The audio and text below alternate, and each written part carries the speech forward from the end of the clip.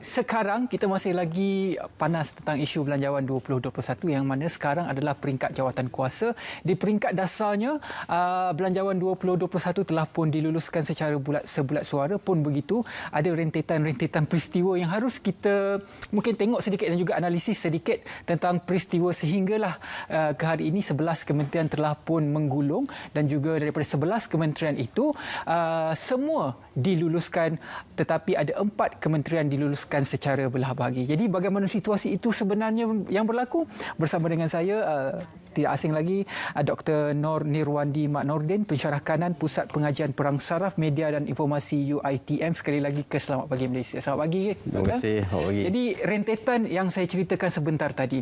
Mungkin yang pertamanya apabila kita melihat apabila bacaan dan undian secara dasar itu telah pun dijalankan dan telah pun diluluskan secara sebulat suara, pun begitu, kem pembangkang memerlukan dan mencadangkan agar undian belah bahagi dijalankan. Tetapi kem pembangkang tidak cukup kerusi, hanya 13 yang berdiri. Persoalan saya, jika undian belah bahagi itu berlaku pada ketika bacaan dasar, pada ketika itu, apa unjuran situasi akan berlaku terhadap bajet 2021 pada ketika itu? Saya rasa apabila kita cakap tentang isu belanjawan pada hari ini, kita memperkatakan tentang isu yang hampir menjadi bualan semua lapisan pihak masyarakat. Dari segi satu konteks, saya rasa ini bukan satu perkara yang positif untuk negara kita. Kerana apabila belanjawan ini dibincangkan, maka masyarakat ambil peduli dan masyarakat ambil tahu. Kerana hype ataupun benda ini telah dibicarakan dalam sosial media, dan kita lihat banyak pandangan-pandangan memperkatakan tentang belanjawan. Jadi ini sebenarnya bukan satu proses yang baik untuk negara kita, khususnya kepada para pengundi dan masyarakat untuk memahami apa itu belanjawan dan signifikan belanjawan kepada negara. Dan berbalik pada apa yang berlaku apabila diusulkan supaya belah bahagi itu belah bahagian itu berlaku, undi belah bahagian tidak terjadi apabila hanya 13 pembangkang yang berdiri. Ini menggambarkan dalam konteks sesebuah negara demokrasi, perkara seperti itu boleh terjadi dan berkemungkinan akan terjadi. Tetapi apa yang menarik dalam keadaan ini adalah di mana perkara itu tidak terjadi dalam negara kita atas dasar menunjukkan bahawa berkemungkinan terdapat ahli-ahli politik ini merasakan bahawa ada setengah benda yang perlu diletakkan di tepi. Ada setengah benda yang perlu diketepikan. Bukan hanya terus bermain politik sehingga ke peringkat-peringkat yang lebih besar seperti isu belanjawan. Dan kita bernasib baik kerana terdapat juga di kalangan ahli-ahli politik blok pembangkang, khususnya seperti apa yang dikatakan oleh Ketua Blok Pembangkang itu sendiri, Datuk Seri Anwar Ibrahim, mengatakan bahawa ini adalah masanya untuk melihat bagaimana untuk memfokuskan tentang perincian belanjawan itu, bukan untuk belanjawan secara total. Dan ini bukan satu perkembangan yang sihat bagi saya dalam politik negara, dalam keadaan rakyat mula mempertikaikan apakah sebenarnya peranan ahli politik dalam negara. Jadi sekiranya ia berlaku, kemungkinan satu perkara yang lebih rumit, lebih kompleks akan berlaku, kerana kita tahu dalam belanjawan ini konteksnya adalah untuk memastikan supaya unjuran-unjuran vote-vote dalam pembelanjaan pengoperasian pembendaharaan itu dapat jalankan menggunakan kumpulan wang yang disatukan, seperti perkara 100 pelanggan ketuan. Jadi apabila ia tidak jadi, merupakan satu perkara yang positif.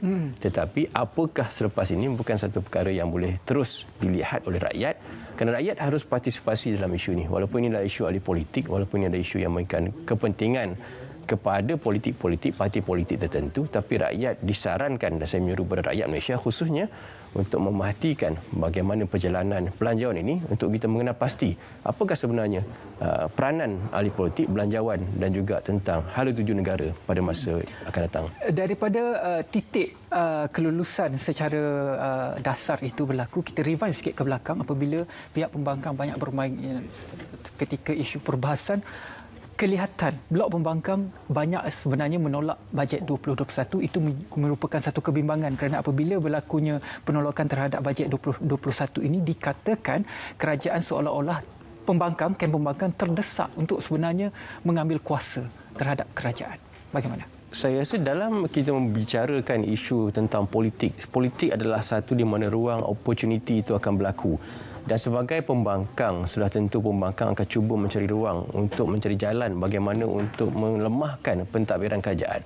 Tetapi dalam isu pandemik COVID-19, saya sering berkata tentang isu ini. Apabila kita cakap tentang pandemik COVID-19, keselamatan ekonomi, keselamatan politik dan keselamatan kesihatan, maka kompromi ini perlu ada. Di mana apa saja bentuk demokrasi harus dijadikan demokrasi matang.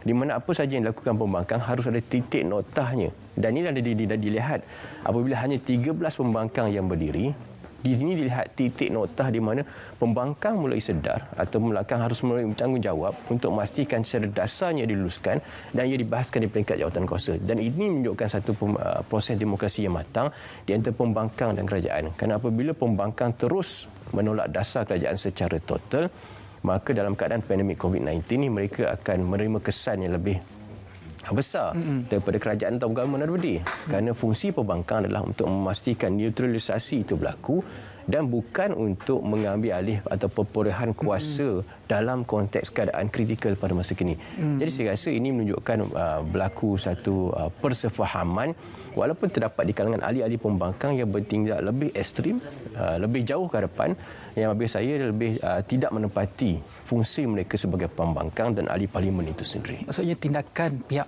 pembangkang boleh dikatakan sebagai matang di peringkat dasar, tetapi mereka juga katakan ini belum berakhir kerana di peringkat jawatankuasa masih lagi perlu akan ada undi.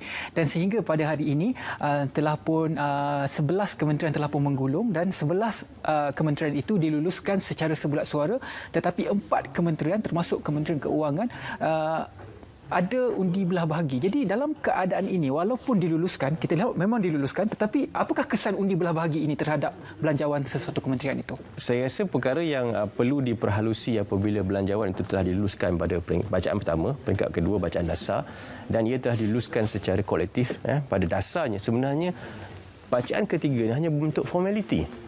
Jadi apabila jawatankuasa ditubuhkan untuk memperincikan belanjawan mengikut kita panggil sebagai vote-vote pembelanjaan.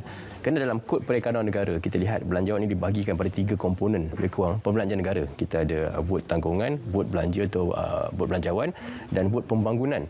Jadi yang memerlukan kelulusan parlimen selalunya B dengan P. Jadi ini merupakan bagaimana kos pemberian operasi dalam belanja takbir operasi, gaji dan sebagainya, dan pembangunan itu dapat dijadikan sebagai tawaran voucher untuk dibelanjakan oleh kerajaan kementerian-kementerian tertentu. Jadi perincian dalam peringkat jawatankuasa ini satu peringkat proses dinamisme yang perlu berlaku. Kerana di sinilah akan berlaku satu pengujuran di mana perlu ditambah, di mana perlu ditolak, di mana perlu dilakukan sesuatu. Tetapi undi belah bagi itu juga harus dikawal supaya ia tidak melebihi pada konteks yang dilihat boleh memastikan satu proses hingga mengganggu aspirasi bajet itu sendiri. Dan setakat ini 11 telah diluluskan dan peringkat jawatankuasa walaupun undi belah bagi, tetapi ia tidak berjaya untuk memastikan supaya belanjawan itu ditolak. Kerana pada dasarnya saya rasakan belanjawan itu tidak boleh ditolak pada peringkat jawatankuasa, kerana apa yang boleh dilakukan dalam belanjawan itu hanyalah menambah baik belanjawan-belanjawan tersebut. Dan ini disensasikan dengan apa yang dibincang dalam social media, dan sudah tentu ramai yang ingin melihat apa yang akan terjadi pada hari Isnin hingga 7 hari bulan hingga ke 15 hari bulan, di mana kita akan lihat hari Khamis tidak silap saya di bawah Kementerian Multimedia, Komunikasi dan Multimedia, ada juga sikit perdebatan tentang unjuran belanjawan di situ. Tapi pada dasarnya saya rasa ini adalah satu proses demokrasi, tetapi ia perlu ada titik notahnya. Dan saya menyeru kepada rakyat, kepada pembangkang khususnya, supaya mereka melihat titik notah itu. Jangan sehingga mereka melampaui titik notah dalam memastikan belanjawan itu dibentuk dengan sempurna. Berbaki lebih daripada separuh lagi kementerian yang belum menggulung dan juga kita belum tahu keputusannya bagaimana. Cuma kebimbangan mungkin di peringkat pemerhati, contohnya pengamal media melihat kalaulah undi belah bahagi ini wujud dalam kementerian yang selebihnya itu dan belah bahagi itu berpihak kepada pihak pembangkang. Dalam isu belanjawan dan juga bajet yang diperuntukkan kepada kementerian, apa kesannya? Dia seterusnya akan dibentukkan satu jawatankuasa spesifik untuk melihat apakah perkara yang tidak menjadi satu persoalan yang timbul. Maka jawatankuasa secara spesifik ini akan menilai keadaan-keadaan yang tertentu. Dan setakat ini saya rasa hampir semua yang diluluskan telah diperincikan dan telah didebatkan, telah dibincangkan secara mendalam. Jadi tidak timbul isu sebenarnya. Kerana apabila undi belah bagi ini hendak dikemukakan hingga melebihi pada konteks 15 orang sehingga membuatkan belanjawan itu perlu melalui satu proses yang tentu. Kerana pada masa ini ia hanya berbentuk jawatankuasa dalam kementerian-kementerian tertentu untuk membincangkan bahagian B dan bahagian P, kerana bahagian T tidak terlalu pada kelulusan dalam atau pembekalan. Jadi bahagian belanja takbir operasi pengurusan dan pembangunan ini harus dibincangkan. Jadi ini merupakan setiap kementerian itu ada kod. Kalau hari Khamis ni mungkin bermula pada B23, last sekali adalah Kementerian Kementerian Pendidikan dan Kementerian Pendidikan Tinggi. Saya ingat BP63 tidak silap saya. Jadi vote-vote ini adalah harus diperhaluskan.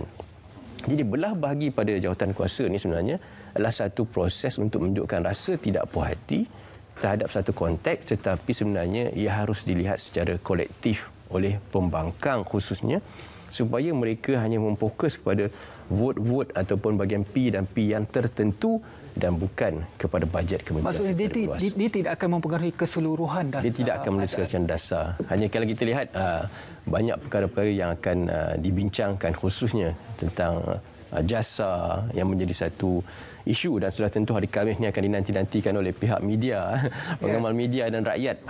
Apakah kesudahan tentang jasa, tapi ia dikatakan di JKOM. Sebenarnya kalau mengikut pengamal media atau mengikut pengalaman, apa yang boleh dilakukan dalam konteks ini khususnya adalah untuk memperkembangkan fungsi jasa atau JKOM dalam elemen perang saraf untuk menaikkan satu keseimbangan ataupun paduan bangsa dan negara. Jadi tidak timbul isu sebenarnya bajet atau itu akan disalahgunakan, disalahartikan.